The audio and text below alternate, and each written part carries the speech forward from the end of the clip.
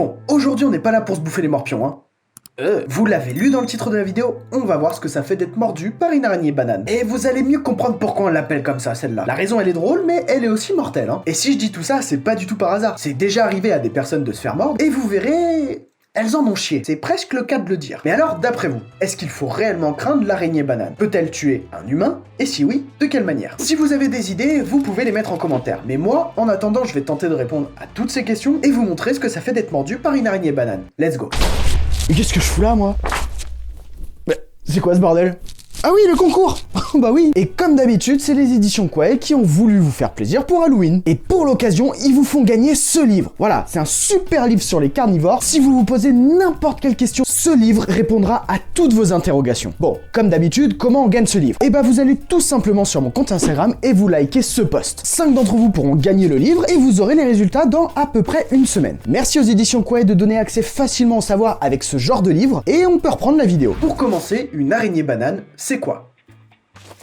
Bon, j'ose espérer que vous connaissez l'araignée banane. Elle est quand même assez réputée déjà par son nom qui est assez drôle, et puis aussi parce que c'est l'une des araignées les plus venimeuses sur notre Terre. Bon, après, si vous la découvrez aujourd'hui dans cette vidéo, tant mieux, hein. Moi je suis content, vous apprenez des choses, donc c'est cool. Bon, déjà physiquement c'est une araignée. 8 pattes, un abdomen, 6 yeux, 2 crochets pour bouffer, une araignée des plus banales quoi. Non mais tu t'es vu toi? Oh, je te permets pas de me parler comme ça, tocard. Ok, bon bah elle est pas si banale que ça alors. Généralement elle va mesurer 10 cm, c'est une araignée de grande taille et étonnamment, elle ne tisse pas de toile. C'est une araignée qui a plutôt l'habitude d'errer un peu partout dans son biotope, on peut la retrouver au sol mais aussi dans les arbres et plus précisément dans les bananiers. C'est l'endroit où elle adore vivre, construire son repère et aussi pondre ses œufs. C'est pour ça qu'on l'appelle araignée banane. En tout cas, c'est l'une des raisons. Bon, et vu que cette araignée ne tisse pas de toile, elle a une manière de chasser qui est un peu inhabituelle pour une araignée. Pour attaquer une proie, elle va soit lui tendre une embuscade, donc chasser à l'affût, soit elle va la poursuivre et lui bondir dessus comme ferait un jaguar avec un caïman. Ouais, c'est assez surprenant pour une araignée. Et puis généralement, elle va se nourrir de petits insectes, mais parfois de proies un peu plus grosses comme des grenouilles, des lézards et de temps en temps de petits rongeurs. Bon, après, même si elle est très flippante et surprenante par sa manière de prédation, c'est pas forcément une araignée très agressive, même si elle a une certaine réputation. Ok, suspense, mais alors pourquoi l'araignée banane est-elle dangereuse?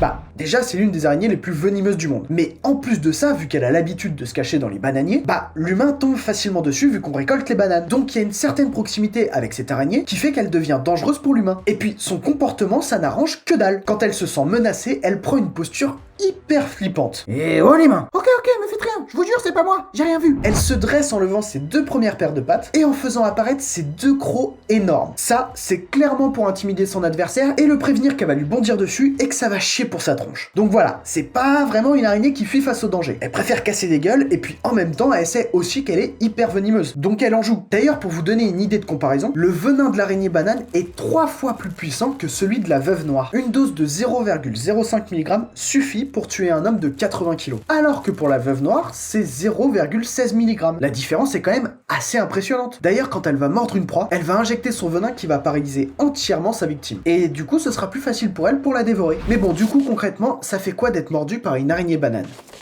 Bonne question, et là on en vient à la deuxième raison du mot banane. Pourquoi elle s'appelle araignée banane? En fait, quand un humain est mordu, et plus précisément une personne avec un sexe masculin, et bah ça provoque une érection du tonnerre. Mais le problème c'est qu'elle est tellement efficace qu'elle en devient très douloureuse. D'ailleurs, il y a certains scientifiques qui ont fait des recherches sur son venin, ils ont injecté la toxine qui procure cette érection dans 2 vioras qui... voilà quoi, qui n'étaient plus vraiment en forme à ce niveau-là, et ils ont observé qu'au bout de 15 à 20 minutes, les rats étaient complètement en érection. Donc ils en sont venus à la conclusion que le venin de l'araignée banane était autant voire même plus efficace que le Viagra. Qui veut une morsure, c'est 100% satisfait ou remboursé. Bon, par contre si vous claquez, c'est plus mon problème hein. Par contre il précise pour les plus cons d'entre nous qu'il ne faut pas utiliser directement l'araignée banane si on a des problèmes d'érection, hein, parce que vous pouvez aussi en mourir. Après, même s'il y a un effet un peu ridicule, drôle autour du venin, il faut pas non plus le prendre trop à la légère hein. L'érection fait partie de l'un de ses effets, mais il y en a d'autres. Vous pouvez avoir des sensations de brûlure, des diarrhées, des vomissements, des problèmes cardiaques, de l'insuffisance respiratoire, des œdèmes pulmonaires, des convulsions. Vous pouvez tomber dans le coma et dans le pire des cas, vous pouvez en mourir. Ah ouais, là maintenant ça devient tout de suite moins drôle hein. Et puis si vous êtes pas mort après ça, comptez minimum une semaine pour vous remettre des symptômes de sa morsure. Généralement les personnes qui vont mourir sont souvent les personnes fragiles au niveau de la santé, comme les enfants ou des personnes très âgées. Bon, après on a quand même réussi à créer un antivenin, et dès qu'on le prend, généralement on survit. En tout cas, aucun décès n'a été répertorié après l'injection de l'antivenin. Par contre, un petit conseil, je sais exactement ce qu'il vous faut contre une morsure d'araignée banane. C'est le petit pouce bleu et le bouton s'abonner. C'est 100% de satisfaction, donc n'hésitez pas. D'ailleurs, cette mésaventure, c'est arrivé à Paul Jory. Se faire mordre par une araignée banane, il connaît bien ça à lui. Et clairement, il aurait aimé que ça n'arrive jamais. Bon, Paul, c'est un mec de 59 ans qui vit en Angleterre, et c'est une personne lambda. On n'a pas énormément d'infos sur lui. Un jour comme n'importe lequel, Paul se prépare pour aller au boulot, donc il a sa petite routine. Il se lève, douche, brossage de dents, petit-déj, café et bam, il se casse au boulot. La journée se passe, tout se déroule très bien. Réunion, café avec les collègues, des dossiers urgents, une journée de boulot classique quoi. Paul finit sa journée de travail, il est complètement crevé donc il rentre chez lui. Mais avant ça, il doit passer quand même à la supérette faire quelques courses. Donc du coup, il fait ses petites courses, il paye et puis une fois arrivé chez lui, il range les courses. Au moment où il prend les bananes qu'il avait achetées, il se fait mordre par une araignée. La fameuse araignée banane. Ah, vous verrez plus les bananes de la même manière maintenant. Eh ouais, du coup, Paul sent une douleur intense dans son bras et qui envahit tout son corps. Il voit même que son bras commence vraiment à gonfler sérieusement. Donc tout de suite, il comprend que c'est pas une araignée très gentille, quoi, et qu'il va falloir qu'il aille très rapidement aux urgences. Du coup, il saute dans un taxi direction l'hôpital. Une fois arrivé là-bas, il est quand même dans un mauvais état, donc il est pris en charge par les médecins et il subira plusieurs interventions pour guérir. Et encore aujourd'hui, il a des séquelles après cette mésaventure avec une araignée banane. Après, Paul, c'est pas un cas isolé. Il y a plusieurs histoires dans ce délire et qui se passent en Europe où il y a justement des araignées bananes qui sont retrouvées soit dans les bananes ou dans des colis. Bah, pour vous donner un petit exemple, il y a un gérant d'un magasin bio qui en a retrouvé une dans l'un de ses colis de livraison. Ou même, il y a carrément un magasin qui a fermé complètement à cause d'une araignée banane qui a été retrouvée dans le stand de fruits. En tout cas, c'est une araignée banane qui s'exporte plutôt bien dans les pays d'Europe. D'ailleurs, comment survivre à une morsure d'araignée banane ?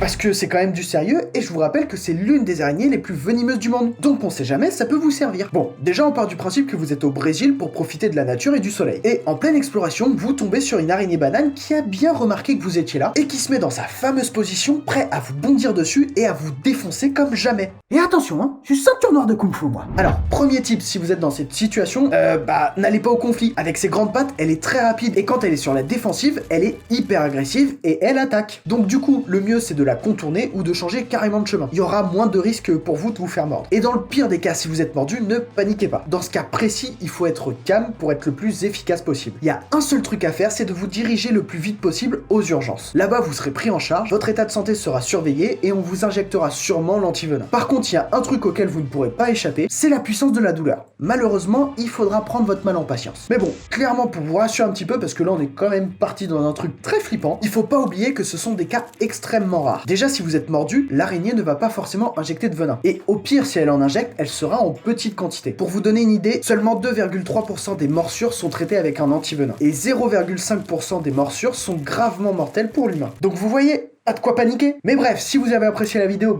n'oubliez pas le pouce bleu, ça m'encourage et puis ça aide toujours au référencement. Vous pouvez aussi vous abonner à la chaîne, faire un petit don sur le bouton rejoindre sur ma page YouTube et bien sûr partager un max cette vidéo, ça m'aide énormément en ce moment. L'algorithme, il veut pas de moi. Donc, vous savez ce qu'il vous reste à faire. Sur ce, je vous laisse reprendre vos activités et n'oubliez pas que la curiosité est un charmant défaut.